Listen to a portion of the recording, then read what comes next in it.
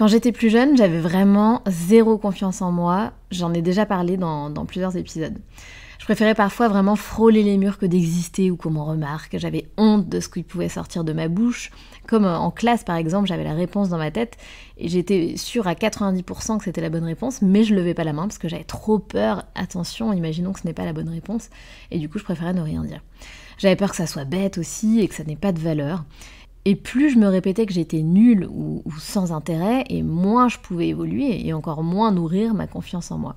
La confiance en soi, elle se travaille au quotidien. Et j'ai commencé par essayer d'oser, la peur au ventre certes, mais en fait j'en pouvais plus de ne pas être la fille que je voulais être tout simplement en fait. De voir ces filles qui étaient bien dans leur peau et moi qui étais là encore super timide à pas oser faire certaines choses.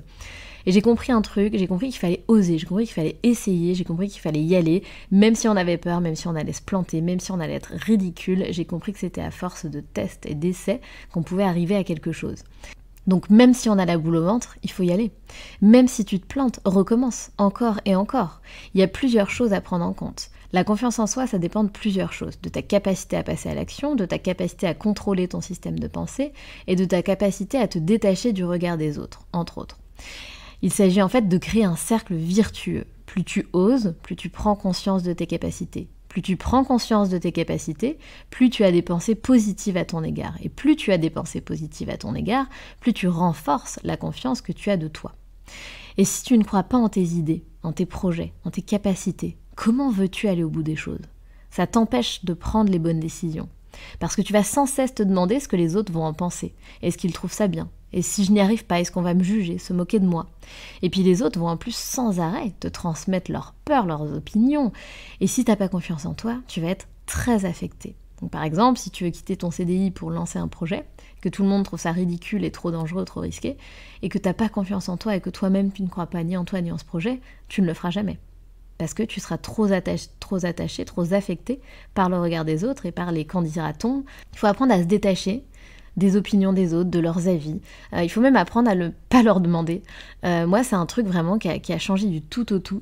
Il faut savoir que moi, à l'époque, je passais mon temps à demander l'avis des autres. De ma grande sœur, de mes copines, de tout le monde. Et qu'est-ce que t'en penses ? Et tu penses que j'aurais plutôt faire ça ou faire ci ? Et ça, c'est un truc que j'ai complètement arrêté de faire parce que, à force de travailler sur moi, sur ma confiance en moi, etc., j'ai vraiment plus du tout besoin de demander l'avis des autres. Et je me fais confiance, tout simplement. Ça veut pas dire que je me plante pas, hein. Il y a des fois je me plante, c'est pas grave. Mais j'ai pas besoin de leur demander leur avis, ni leur accord, ni leur approbation. J'ai pas besoin de ça, j'ai plus besoin de ça. Je prends mes décisions, je fais mes choix, je décide moi-même. Et ça, quand on arrive à ça, c'est vraiment extraordinaire. Et encore une fois, ça demande de l'entraînement. Au début, on essaie, on a un petit peu des doutes, et après on continue, on le fait encore, et puis on adore en fait, parce que se faire confiance, et ça nous permet vraiment d'être 100% soi-même. Pourquoi demander l'avis des autres si c'est un truc que tu fais pour toi ? Et finalement, la réponse, la meilleure réponse que tu pourras trouver, je pense qu'elle est en toi. Donc il faut apprendre à se détacher de ça, de l'avis des autres, du regard des autres. Et pour ça, tu l'as compris, il faut travailler la confiance en soi. Prendre tes décisions, partager tes opinions, imposer tes idées, assumer tes choix. Et moins tu dépenseras de la pression sociale et du regard des autres. Si aujourd'hui tu n'arrives pas à prendre tes propres décisions, c'est à toi de mettre ce cercle vertueux en place. Et pour ça, il va falloir que tu fasses des efforts. Ça va te mettre dans l'inconfort, mais c'est nécessaire. Sinon, si ton objectif c'est de changer de vie, de job, de changer de quotidien, de te créer une vie à ton image, de te créer une vie plus libre, de quitter ton CDI, de lancer une boîte ou je ne sais quoi, de faire le tour du monde, il va vraiment falloir que tu te mettes dans l'inconfort pour travailler cette confiance en toi. Il y a un truc aussi qui marche pas mal, c'est fake it until you make it. Prétends croire en toi, en tes idées, en tes projets, et tu verras ensuite que tu y croiras réellement. Si aujourd'hui tu veux quitter ton CDI par exemple pour te lancer dans autre chose, mais que tu es bourré de peur, franchement, l'idée de fake it until you make it, ça va t'aider à faire une sorte de bouclier face à l'avis des autres. Le fait de fake it until you make it, ça va vraiment t'aider à t'auto-persuader. Au début, tu y croiras pas trop, mais tu vas quand même t'auto-persuader. Mais si, ça va fonctionner, ça va le faire, même si t'es bourré de doutes et de peur. Et plus tu vas penser comme ça, plus tu vas fake it until you make it, et un jour tu y croiras vraiment. Et ça va aussi t'aider face aux autres, en fait, même si tu n'y crois pas entièrement, quand tu parleras de ce changement de vie, etc., que tu veux mettre en place, par exemple, je prends cet exemple-là, mais ça peut être pour plein d'autres choses, ça permettra de faire une sorte de bouclier face à la vie des autres, parce que les autres sentent très vite, en fait, si tu as confiance en toi vis-à-vis de ce projet, ou si tu n'as pas confiance en toi vis-à-vis de ce projet. Et si t'as pas confiance en toi, malheureusement, ils vont prendre plus d'espace et ils vont se laisser plus de liberté pour te dire ce qu'ils en pensent, pour juger, pour te transmettre leur peur. Alors que si t'es confiante et que tu leur fais croire que tu crois dur comme fer, eh ben, ils vont peut-être moins se laisser cet espace, cette liberté de te dire ce qu'ils en pensent. Et d'ailleurs, tu ne leur as pas demandé leur avis. Et à contrario, si tu passes ton temps à douter de toi, de tes idées, et que tu le montres aux autres, tu l'as compris, les autres ne vont pas hésiter à rebondir là-dessus et à te dire mais oui, c'est trop risqué, si j'étais toi, je le ferais pas, nanana. Et du coup, qu'est-ce qui se passe ? Le résultat de tout ça, c'est que tu ne passeras jamais à l'action. Avoir confiance en soi, c'est aussi assumer ta part de responsabilité. C'est assumer ses choix. C'est avoir des failles et des doutes, mais les surmonter. C'est voir l'échec comme un test. Tout déchirer en 2024, c'est se dire que c'est ok de rencontrer des cailloux sur son chemin et de se dire que je vais me relever, je vais apprendre, je vais en tirer des leçons et puis je ferai encore mieux. Le chemin, en fait, le chemin de vie, globalement, il est intéressant parce qu'il est composé de succès et d'échecs. Et avoir confiance en soi, c'est aussi être fier de soi. Et arrêtons de peser nos mots. Il n'y a aucun mal à être fier de soi. Tu n'es pas contente de toi, non, tu es fière de toi. Arrêtons cette fausse modestie, moi ça me sort par les yeux, ça m'énerve. Non, le mot fier n'est pas un mot négatif, n'est pas un mot hautain, n'est pas un mot qu'il ne faut pas prononcer. Non, tu es fière de toi. Moi, je suis fière de moi. Et dis-le à voix haute, ouais, t'es fière de toi, et alors, quel est le problème ? Est-ce que ça dérange quelqu'un dans cette pièce ? Voilà, il faut essayer de vraiment arrêter d'avoir cette fausse modestie. Ah non, j'ose pas trop dire que je suis fière de moi. Non, stop, allez, tu es contente, regarde un petit peu ce que t'as fait, là t'as mis ça, telle chose en place, tu es fière de toi. Je pense que parfois il faut un peu s'auto-botter les fesses par rapport à ce genre de choses. L'important, c'est de faire des choix qui t'apportent de l'épanouissement. La priorité de ta vie, c'est toi. Pas tes enfants, pas ton conjoint, pas ta mère, pas ton père, pas ton grand-père, pas ta grand-mère. C'est toi, avant tout. Mais c'est aussi, bien sûr, tes enfants, ton chéri, ta famille. Mais si tu te fais passer après, tu seras éternellement insatisfaite et peu épanouie. Plus tu te rendras compte de tes capacités, plus tu augmentes ta jauge de confiance en toi. Pour te donner un exemple, pour ma part, je suis du style à passer à l'action très rapidement. J'attends pas que ça soit parfait. Ça peut être d'ailleurs même un défaut chez moi. Par contre, j'ai une idée, je passe à l'action, je la mets en œuvre. Et ça me permet vraiment de me rendre compte de ma capacité à passer à l'action rapidement. Et hop, ça augmente ma confiance en moi. Même si le projet échoue, c'est pas le problème. Je suis hyper fière de me dire, ok, j'ai eu une idée, je l'ai mis en place, je l'ai réalisée. Et ça, c'est cool. Et ça va augmenter ta confiance en toi. Et c'est ok si des choses ne fonctionnent pas. Tu pourras te rediriger.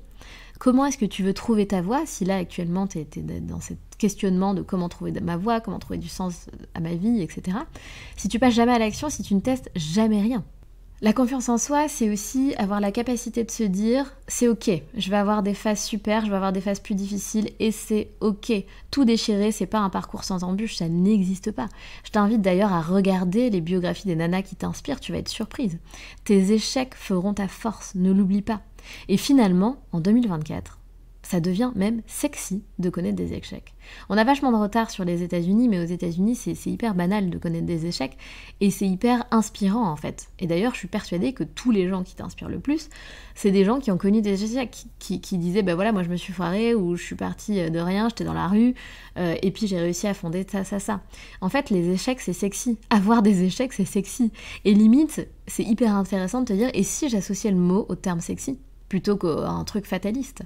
Si finalement j'associais ce mot échec au mot sexy. Si finalement les échecs c'était sexy. Et en fait ça fonde ton storytelling. Si t'as aucun échec, t'es limite pas intéressant. C'est pas que t'es pas intéressant, mais c'est moins inspirant qu'une personne qui va te dire voilà, j'ai connu tel échec et puis j'ai su rebondir. J'ai su en tirer telle ou telle leçon. C'est beaucoup plus sexy et beaucoup plus inspirant. Et donc finalement l'échec, essaie de l'associer à quelque chose de positif. Parce que quand ça va t'arriver, tu vas pas le vivre que de la même manière. Tu le vivras beaucoup mieux. Et pour finir cet épisode, j'ai envie de te donner quelques conseils pour justement te faire confiance au quotidien. Premier conseil, n'hésite pas à renouer avec l'estime de toi-même. Libère-toi du syndrome de l'imposteur, exprime tes besoins et tes émotions, transforme la peur en énergie positive, prends des risques, autorise-toi le droit à l'erreur, absolument. Passe en mode action, tu l'as compris, ça c'est vraiment pour moi, on va dire que c'est vraiment une des clés que j'utilise et que j'ai utilisées et qui a le plus fonctionné pour moi. Et surtout, on revient sur cette idée de fierté, célèbre tes petites victoires. Je suis fière de moi d'avoir réussi telle ou telle chose. Mais même les toutes petites victoires. Je suis allée au sport une fois dans le mois. Bah ouais, je suis contente, c'était un objectif de reprendre le sport. Et c'est cool, même si c'est qu'une fois par mois, c'est cool, célèbre cette petite victoire. Sois fière de toi. Sois fière de toutes tes petites victoires. Ok ? Et aussi des grandes, c'est important. Mais commence par les petites victoires et puis cultive un petit peu ce truc de te dire c'est ok quoi, t'as pas besoin de gravir l'Everest pour être fière de toi. Ça peut être, encore une fois, j'insiste là-dessus, des petites choses, des petites victoires, des petits succès du quotidien. Je pense que je t'ai donné pas mal de clés pour prendre confiance en toi et surtout pour cultiver la confiance en toi au quotidien. Et maintenant, tu le sais, c'est vraiment à toi de jouer. Je reviens sur cette part de responsabilité, c'est à toi de faire le boulot.